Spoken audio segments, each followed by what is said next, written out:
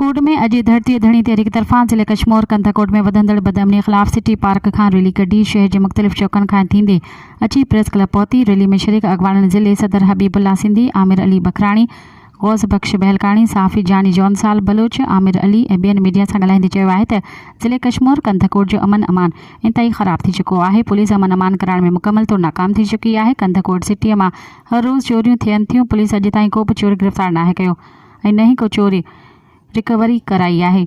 जेके चोर शहरी पंहिंजी मदद पाण पकड़े पुलिस हवाले कनि था, उन्हनि खे बि पुलिस चंद कलाकनि अंदरि पैसनि एवज़ आज़ाद करे छॾे थी। तंहिं करे कंथकोट में अगवा, फुरूं, धाड़ा चोरियूं, चाबी चोरियूं हर रोज़ जो मामूल बढ़ियल आहिनि।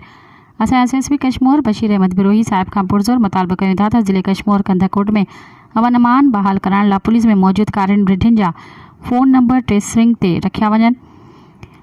सभु चोर तव्हांखे पंहिंजे डिपार्टमेंट में ई मिली वेंदा। ख़ुदा ज़िले कशमोर कंथकोट जी अवाम खे ज़ालिमनि जे ज़ुल्म खां बचाए वञे। जेसिताईं कशमोर कंथकोट जो अमन अमान बहाल न थींदो तेसिताईं असांजी जिदोजहद जारी रहंदी।